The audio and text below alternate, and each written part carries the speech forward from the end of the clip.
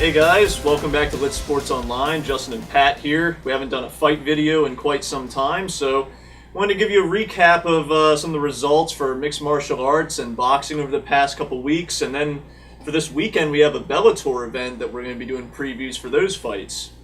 So first I'm going to go back to UFC 229. We had Tyron Woodley and Darren Till, where Woodley won by submission in that fight. Yeah, it was an entertaining fight. It went the way the odds makers thought it would go. Tyron Woodley ended up coming out with the win. We saw Darren Till doing what Darren Till does. He's a phenomenal striker. He was very patient in the first round, kind of took his time, didn't really push the pace a lot, didn't pressure Tyron Woodley to get a lot of strikes in or anything. And then second round, we saw Tyron Woodley just come out and get the submission, vintage Tyron Woodley style. We saw him get a lot of finishes, particularly submissions, when he was the champion in Strikeforce, before he came over to the UFC when they bought Strikeforce out. And it was nice to see Tyron Woodley come back and get a finish for somebody who a lot of people have been complaining about him being a boring fighter, really fighting reserved and all these things. And he's taken a lot of hits publicly for it lately, but I was really glad to see him come out and get a finish because he looked phenomenal. It was a vintage performance for him, and I think that from here on out, as long as he performs the way he does and doesn't have to fight guys that are stylistically challenging like Stephen Thompson and Damian Maia, I think that he'll come away with some more finishes in the future and really become that breakout kind of dominant star that he should be, you know? Well, stating the obvious here, but always great to get a decisive victory with either a submission or a knockout, so nice for him to get that here. Definitely. And next, I want to talk about, we had a number one contender fight for the women's strawweight, and ended with a rare knockout for such a low weight class. Why don't you tell us about that? Yeah, so it was Jessica Andrade versus Karolina, which both of those women are kind of perennial number one contenders. They're even if they lose a fight, they're so good that they're always one or two away from a title shot, you know. And so it was, and this particularly is kind of a contrast of striking styles, where Jessica Andrade is kind of like a vintage like Wanderlei Silva, who we'll mention later, kind of Wanderlei Silva-esque, where she kind of tucks her chin, hunches her shoulders, and just throws real heavy bombs and has a lot of forward pressure. And Karolina Kovacevic is more of a technical, like Muay Thai kickboxing specialist, and she's Polish. She was famous for her fight against Olynyk and Jacek, the former champ. And yeah, it's really rare to see a knockout in the 135, 125, 115 pound divisions, especially among women. And so this is a very impressive first round KO, and it was a fun fight to watch. And I think that Jessica Andrade definitely deserves a title shot next. It'll be really interesting to see what she can do against Rose Namajunas.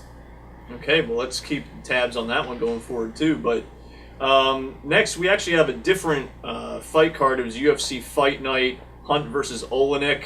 Olynyk winning by submission in round one. Yeah, so Alexei Olynyk is this very experienced older guy. He's early 40s, which is kind of the absolute tail end of your career in MMA typically. And he's this giant Russian gorilla who just chokes people all the time. And that's what he did. He came out against one of the most decorated strikers in MMA history, Mark Hunt, who has kickboxing championships and multiple MMA championships. He's just an absolute monster. He could knock out a tractor trailer if he wanted to. And Alexei Olynyk just came in and did what he does to everybody and submitted him in the first round. And especially after this fight, he's had a lot of impressive performances in the UFC, but a name like Mark Hunt is a huge notch on your belt. And I think that from here on out, we're going to see him maybe one more fight, and then if he puts away whoever he gets next, I think we'll see him fighting for a title in the heavyweight division of UFC. And that would be pretty incredible at such an old age to be going for a title. Yeah, it's pretty rare to see somebody fighting for a title after 30 something. In their 40s is definitely rare. It'd be a good note to retire on. Yeah, right? I mean, what could possibly be better? And taking a break from the mixed martial arts action, we're going to go to boxing results here. We got the big fight, Canelo versus Triple G2, where Golovkin loses again, Canelo with the win. Yeah, so this one, I think a lot of people thought was more fair decision. A lot of people that I heard talking about the first Canelo versus Triple G fight, they thought Triple G got robbed, which unfortunately for a lot of people who are fans of boxing is somewhat expected, considering that it's Canelo, is in Mexico, he's the golden boy baby, is kind of, everything was playing to his hand, and so Golovkin was fighting not only against Canelo, but against a little bit more outside forces, in a sense. And this fight was a phenomenal fight. It was action-packed. It was a much better fight, one of the best fights we've seen lately. And I think that either way you judge this fight, I think you could argue that either guy won. It was a very close fight, but a very good fight nonetheless. And Canelo wins again, so we might have seen the last of this. But I personally would not be upset if we got to see them fight a third, fourth, fifth time. I think they fight 10 times, you could possibly be 5-5. Well, and yeah, you think about the older days in boxing when you had like LaMotta and Sugar Ray Robinson. They went for quite a few fights, so maybe we could see that here. It's always good to have a rivalry. Yeah, for sure. So next we had Anthony Joshua versus Alexander Povetkin, and Joshua winning by knockout, setting up the fight potentially for Deontay Wilder and Tyson Fury, the winner of that fight. Yeah, definitely. So that's the fight that everyone wants to see, right? Is the fight that most people a lot of people were talking about was Deontay Wilder versus Anthony Joshua. And then when Tyson Fury kind of got himself back together and got back into it, he's just a whole nother more exciting fold to enter into the situation. You know, he's a phenomenal fighter. He beat Klitschko, and anybody who beats Klitschko is awesome. But I think that the Tyson Fury versus Deontay Wilder fight is a fantastic fight, and I think that whoever wins that will for sure fight Anthony Joshua, and it'll be one of the biggest boxing fights we've seen in a while. And I think that Anthony Joshua kind of needs that B-side to really sell the tickets worldwide. He sells out and does phenomenally in the UK where he's from, but I think that potentially with the Joshua Wilder fight, you get the biggest heavyweight in the United States, you get the biggest heavyweight in the UK. It could be a huge fight, and I think it would be really fun. That being said, Deontay Wilder versus Tyson Fury is no walk in the park for either guy. Either guy could very well win. They're both very large, very long guys who fight at a big range. Tyson Fury's real awkward, and I would personally like to see all three of them fight each other as many times as possible. And so either way the fight turns out, it's the next fight's going to be awesome. And moving on to the action we're going to preview for this weekend on Bellator 206. We have Mousasi versus McDonald super fight. Yeah, so this is a true super fight, right? It's something that we've only seen once or twice in the past couple of years. It's a champion versus champion. It's Bellator's welterweight champion, Rory McDonald, who, by many accounts, is the best welterweight in the world anywhere in MMA. He's the last person to beat Tyron Woodley. He shut Tyron Woodley down. He has beat a bevy of fighters in the UFC and Bellator all over the place. And he is then going to fight Gegard Mousasi, who is the current middleweight champion in Bellator, who is also a top 5 middleweight in the world in UFC or Bellator or anything. And he's fought and beat some of the top names. He fought Luke Rockhold, he fought Tim Kennedy, he fought Jacare Souza, he fought plenty of people that you can name. And was in the UFC. I think he went to Bellator, beat some contract disputes, probably the same thing with Rory McDonald if I remember correctly.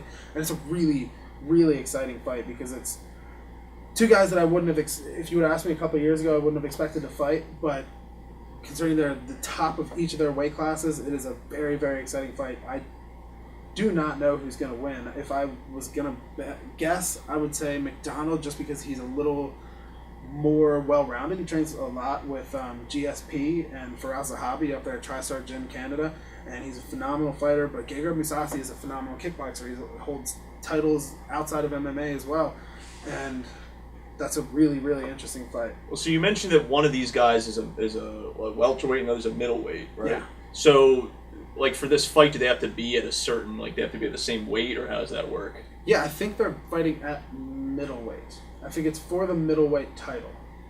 So okay. I think that so Rory McDonald fights at welterweight, which is typically 170 pounds, and Gegard Mousasi fights at middleweight, which is 185 pounds. So I think that basically what it is Rory McDonald probably, eat a little more than he normally does, put on a little muscle, and cut a lot less weight, and he'll be in the same weight class as Gegard Mousasi, who I don't think is by any means a giant middleweight, so he doesn't cut a lot of weight, so he's not really at that much of a disadvantage. He's still going to have a size advantage over the smaller welterweight and Rory McDonald. But I think they're fighting at middleweight, if I'm not mistaken, and it's just kind of the welterweight able to kind of almost let loose a little bit more, you know? Okay, well, we'll see who ends up with bragging rights as the undisputed champion, so to speak. They have 2 weight classes. It's a rarefied air. And the other fight we want to preview for Bellator is Rampage versus Wanderlei.